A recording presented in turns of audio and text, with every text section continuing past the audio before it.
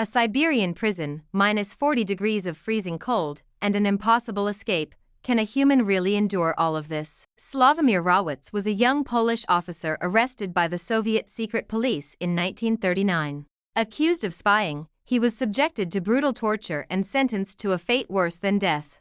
Rawicz was sent to the deepest parts of Siberia, to the dreaded Gulag Camp 303. There, he was kept in a tiny cell and forced to work in temperatures that reached 40 degrees below zero. Rawicz wasn't alone. He met 6 other prisoners from different countries, including an American engineer. These men were survivors, captured from Poland, Lithuania, and beyond, all sharing a common fate. In the Gulag, they lived on a single piece of dry bread and dirty water, barely enough to keep a heart beating. Every morning, they were marched miles into the snow to chop trees under the watchful eyes of guards. Rawicz watched as those who fell from exhaustion were shot on the spot and left in the snow. The environment was so terrifying it was designed to break a man's mind before it broke his body. But Rawicz refused to break. He secretly befriended the wife of the camp commander. Pitying him, she provided secret information about the terrain and a few basic survival supplies. With this hope, Rawicz gathered his 6 trusted companions and shared a suicidal escape plan. For weeks, they hoarded tiny scraps of dry bread, hiding them inside their ragged clothes. They waited for the perfect moment, a massive blizzard that would blind the guards and hide their tracks. On a dark night in April 1941, as snow fell like a white curtain, they made their move. They crawled through the frozen mud and under the jagged barbed wire fences. The barking of guard dogs echoed in their ears, but they didn't look back. They ran for their lives. By the next morning, they were miles deep into the dense, frozen Siberian wilderness. They traveled for the first 24 hours without rest, praying the snow would bury their footprints. Every man's heart pounded with terror, knowing that capture meant a slow and painful execution. They ate wild herbs and roots to dull the hunger, moving constantly toward the south. Without a compass or map, they navigated by the stars, chasing a freedom they couldn't yet see. They crossed rivers of ice where the water was so cold it felt like it was breaking their bones. Every passing day made them weaker, but the intoxicating thought of liberty kept them upright. They swore an oath, no matter what happened, they would never return to that living hell.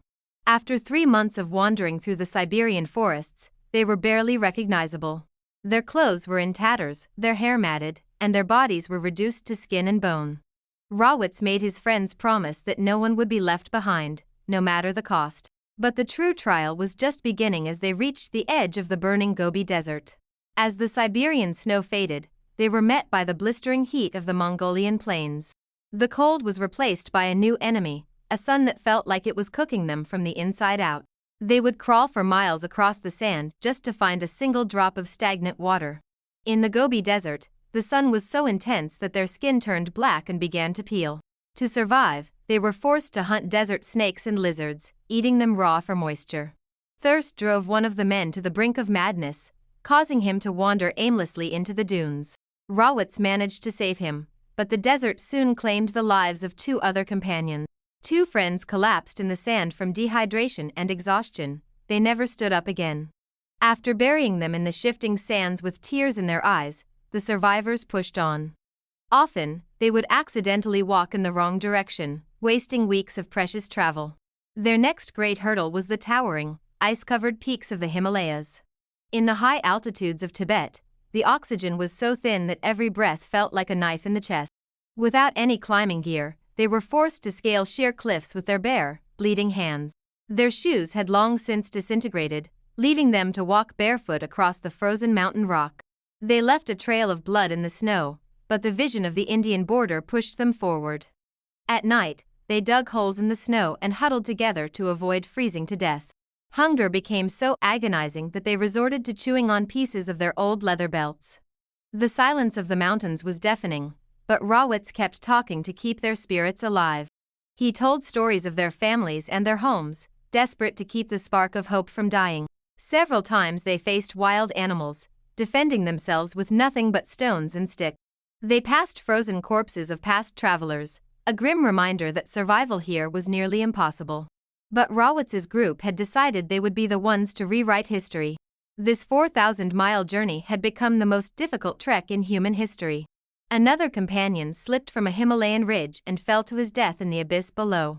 Their vision was blurred by exhaustion, but their minds were locked on the border of India. They had been walking for 11 months straight, without a single soul to help them. Nature tried to break them with every storm, but their will was greater than the mountains. Finally, as they crested a peak, they saw the faint green of trees and valleys below. It was the sign they had prayed for. Their journey through hell was finally coming to an end. As they descended the Himalayan foothills, they finally spotted signs of human life. They had crossed into the border of India, a land where the shadow of death no longer followed.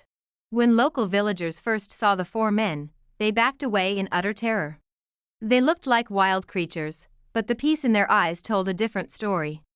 A British Indian Army patrol discovered them and immediately rushed them to a hospital.